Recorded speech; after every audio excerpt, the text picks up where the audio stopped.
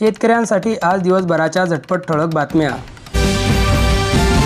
मुसळधार पावसामुळे पिकांना जीवदान, शेतकऱ्यांना दिलासा। जिल्ह्याच्या अनेक भागात पाऊस, शेतात पाणी, जमिनीवर मान टाकलेल्या पिकांना नवसंजीवनी। अमळनेर तालुक्यात केवळ 53% पेरणी पूर्ण। 24 जुलै रोजी पडलेल्या पावसामुळे शेतकऱ्यांच्या आशा वाढल्या, पेरणीसाठी विलंब।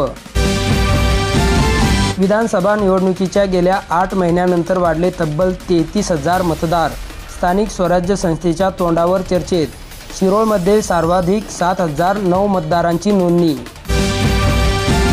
बडगाव येथे पावसाअभावी अजूनपर्यंत निम्म्याच पेरण्या। दमदार पावसानंतर शेतकऱ्यांमध्ये हालचाली वाढल्या। 17,772 हेक्टरवर पेरणी सुरू। महाराष्ट्र विधिमंडळाचे पावसाळी अधिवेशन 30 जूनपासून होणार सुरू।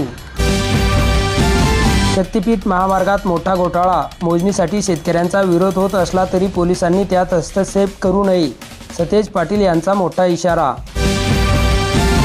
हिंदी भाषेला विरोध करणाऱ्यांनी आधी त्यांची मुले कोणत्या माध्यमातून शिकली याचे उत्तर द्यावे।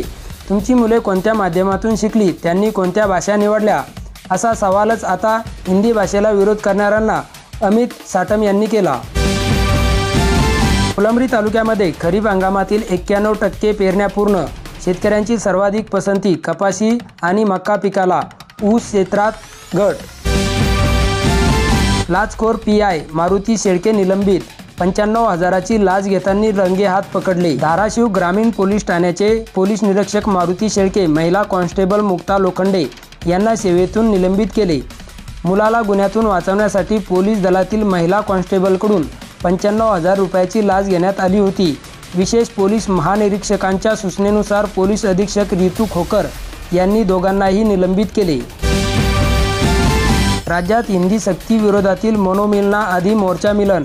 हिंदी विरोधातील मोर्चात राज उद्धव ठाकरे एकत्र। मनसे आणि उद्धव सेनेचा एकत्र मोर्चा 5 जुलैला गिरगाव चौपाटी ते आझाद मैदान असा निघणार आहे। या मोर्चात काँग्रेस आणि शरद पवार गटाचाही समावेश। जिल्ह्यात रिमझिम पाऊस, अंकुरलेल्या पिकांना संजीवनी। पेरण्यांनी धरला वेग, 27% पेरण्या आटोपल्या। 16.1 मिमी पावसाची झाली नोंद। जिल्ह्यात संततधार पावसाला सुरुवात। 34 महसूल मंडळात अतिवृष्टी। नदी नाल्यांना पूर, पिकांसह जमिनी खराडल्या। शेतकऱ्यांचे अतोनात नुकसान, शेतात पाणी साचल्याने खोळंबल्या पेरण्या।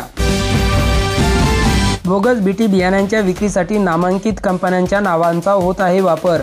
गुजरात, तेलंगणामधून बियाणे, शेतकऱ्यांच्या डोळ्यात होते धूळफेक। तक्रारींचा पाऊस, 54 शेतकऱ्यांची शेकडो हेक्टरवरील पेरणी गेली वाया। कृषी कार्यालयाकडून पंचनामा, महाबीजच्या बियाण्यांबाबत धडकल्या सर्वाधिक तक्रारी।